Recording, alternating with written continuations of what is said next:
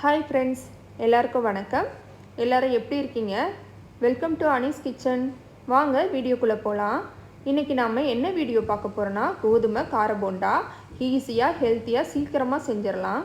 அதுக்கு தேவையான பொருள் என்னென்னா, கோதுமை மாவு 1 கப், அரை கப் இட்லி மாவு. இட்லி மாவு இல்லைன்னா நீங்கள் அரிசி மாவு கூட சேர்த்துக்கலாம். 2 பெரிய வெங்காயம் கட் பண்ணி வச்சுக்கோங்க. ஒரு பச்சை மிளகா கட் பண்ணி வச்சுக்கோங்க. கொஞ்சம் கருவேப்பிலை, கொத்தமல்லி, 2 ஸ்பூன் தனி மிளகாய்த்தூள், 1 ஸ்பூன் பெருங்காயத்தூள், 1 ஸ்பூன் சோம்பு நான் இடித்து வச்சுருக்கேன். உப்பு தேவையான அளவு எடுத்துக்கோங்க. இப்போ எப்படி செய்கிறதுன்னு பார்க்கலாம். ஒரு பவுலில் கோதுமை மாவு சேர்த்துக்கோங்க, இட்லி மாவு சேர்த்துக்கோங்க. நான் சோடா உப்பு சேர்க்கலை. ஆப்ப சோடா வேணும்னா நீங்கள் சேர்த்துக்கோங்க, இல்லைன்னா வேணாம், நான் சேர்க்கலை. இப்போ வெங்காயம் சேர்த்துக்கோங்க, பச்சை மிளகா சேர்த்துக்கோங்க. பச்சை மிளகா குட்டி பசங்க சாப்பிட்றாங்க அப்படின்னா வேண்டாம், மிளகாய்த்தூள் மட்டும் சேர்த்துக்கோங்க. இப்போ சோம்பு, உப்பு, மிளகாய்த்தூள், பெருங்காயத்தூள் இது எல்லாமே மாவில் சேர்த்து கலந்து விடுங்க.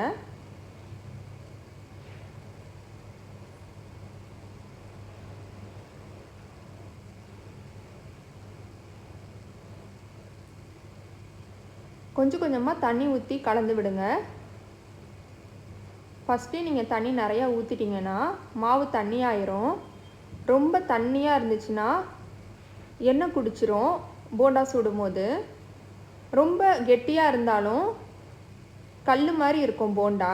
அதனால் இந்த பதத்துக்கு மாவை கரைச்சி வச்சுக்கோங்க. இப்போ ஒரு கடாயில் எண்ணெய் ஊற்றி, எண்ணெய் காஞ்சதும் ஒரு கரண்டியில் கொஞ்சம் கொஞ்சமாக மாவு எடுத்து போட்டு விடுங்க.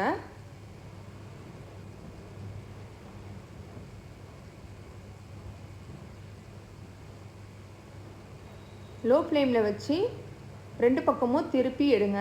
இப்போ கார போண்டா ரெடி ஆயிடுச்சு.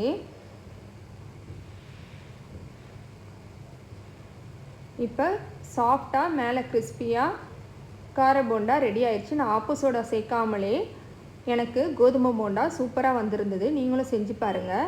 இந்த வீடியோ பிடிச்சிருந்தால் லைக் பண்ணுங்கள், ஷேர் பண்ணுங்கள், கமெண்ட் பண்ணுங்கள், சப்ஸ்கிரைப் பண்ணுங்கள். பெல் ஐக்கானை கிளிக் பண்ணுங்கள். ஆல் நோட்டிஃபிகேஷனையும் கிளிக் பண்ணுங்கள். தேங்க்யூ ஃபார் வாட்சிங்.